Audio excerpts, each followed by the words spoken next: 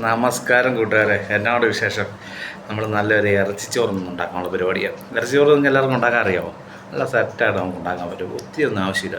നമ്മൾ ആവശ്യമുള്ള 1/2 കിലോ ഇറച്ചി ഒരു ഇറച്ചിച്ചോറ് എന്നുണ്ടാകും.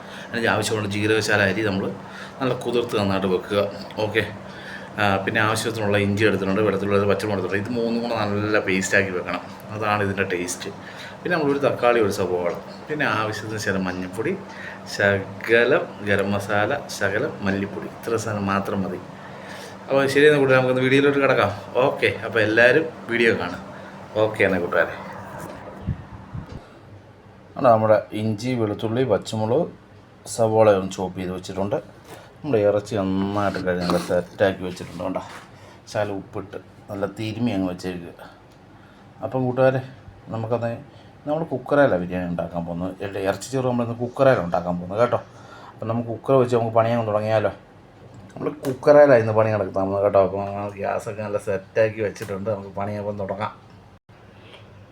അപ്പോൾ നമ്മൾ കുക്കറൊക്കെ വെച്ച് നമ്മൾ വെളിച്ചെണ്ണ യൂസ് ചെയ്യുന്നത്. അയ്യോ, വെളിച്ചെണ്ണയ്ക്കൊക്കെ എന്നാ വില അറിയാമോ? നല്ല അടിപൊളി വെളിച്ചെണ്ണ. നമുക്ക് വീട്ടിൽ തെങ്ങുള്ളതുകൊണ്ട് നല്ല ശുദ്ധമായ വെളിച്ചെണ്ണ നമ്മൾ ആട്ടിയെടുക്കുക. നമ്മൾ യൂസ് ചെയ്യുന്ന എല്ലാ പരിപാടിക്കും.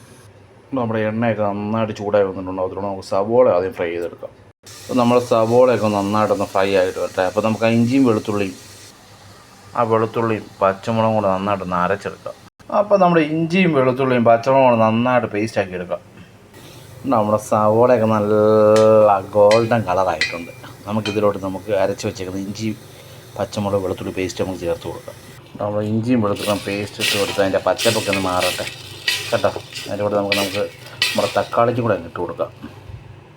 ചോപ്പായിട്ട് ഞാൻ തക്കാളിക്കും കൂടെ ഇട്ട് കൊടുത്ത് നന്നായിട്ട് വഴറ്റി രണ്ടും കൂടെ സെറ്റപ്പ് ആക്കി എടുക്കാം. അപ്പോൾ നമ്മൾ തക്കാളിക്കും കൂടെ ചേർത്ത് കൊടുത്ത് നന്നായിട്ട് അങ്ങോട്ട് വഴറ്റിയെടുക്കാം. നന്നായിട്ട് സെറ്റായി വരട്ടെ ഗ്രേവി. നമ്മുടെ സവോള, ഇഞ്ചിയും വെളുത്തുള്ളിൻ്റെ പേസ്റ്റും പച്ചമുളകിൻ്റെ പേസ്റ്റും തക്കാളിയൊക്കെ നല്ല സെറ്റപ്പായി എണ്ണ തെളിഞ്ഞ് വന്നിട്ടുണ്ട്. നന്നായിട്ട് വന്നു കേട്ടോ. അപ്പോൾ നമുക്ക് അതിലോട്ട് നമുക്ക് മല്ലിപ്പൊടി, മഞ്ഞൾപ്പൊടി, ഗരം മസാലയും കൂടെ ചേർത്ത് ബാക്കി നമുക്ക് ഇറച്ചിയും കാര്യങ്ങളൊക്കെ ചേർക്കാം. നമുക്ക് മഞ്ഞൾപ്പൊടി ചേർത്തിട്ടുണ്ട്, മല്ലിപ്പൊടി ചേർത്തിട്ടുണ്ട്, നമുക്ക് ഗരം മസാല ചേർത്തിട്ടുണ്ട്. ഇതൊക്കെ നന്നായിട്ട് അതിൻ്റെ പച്ചപ്പ് മാറുന്നില്ല നമുക്ക് റോസ്റ്റ് ചെയ്തെടുക്കാം. ഇത്രയും മസാലയേ ഉള്ളൂ കൂട്ടുകാരെ, വേറെ ഒന്നും നമുക്ക് ചേർക്കുന്നില്ല. എരിവാണെങ്കിൽ ഇഞ്ചി, പച്ചമുളക് ഇതിൻ്റെയൊക്കെ നല്ല എരിവ് കിട്ടുമല്ലോ. ഓക്കെ, നിങ്ങളിതൊക്കെ ഒന്ന് ടേസ്റ്റ് ചെയ്ത് നോക്ക്. നിങ്ങളൊന്ന് ഉണ്ടാക്കി വെച്ച് നോക്ക്, എന്നാ ടേസ്റ്റ് ആയിരിക്കും അറിയാം. നമ്മൾ മസാലയൊക്കെ മൂത്ത് വന്ന് അതോട് നമ്മുടെ ഇറച്ചി ചേർത്ത് 1/2 കിലോ ഇറച്ചി നമ്മൾ എടുത്തിട്ടുള്ളൂ കേട്ടോ. അപ്പോൾ ഇറച്ചി വേവിക്കുമ്പോൾ ആദ്യം ഒന്ന് നമുക്ക് തീ കൂട്ടിയിട്ട് വേവിക്കണം. അത് കഴിഞ്ഞിട്ട് തീ കുറച്ചിട്ടൊന്ന് വേവിക്കണം കേട്ടോ. നോർമൽ ഇറച്ചിയല്ലേ, ഒരു 5-6 വിസിൽ മതി കേട്ടോ. ഓക്കെ എന്നാൽ കൂട്ടുകാരെ, നമുക്ക് ആവശ്യമുള്ള വെള്ളം ചേർക്കാം. നമ്മൾ ഇവത്തിലോട്ട് 1 ഗ്ലാസ് വെള്ളം ഒഴിക്കത്തുള്ളൂ കേട്ടോ കൂട്ടുകാരെ.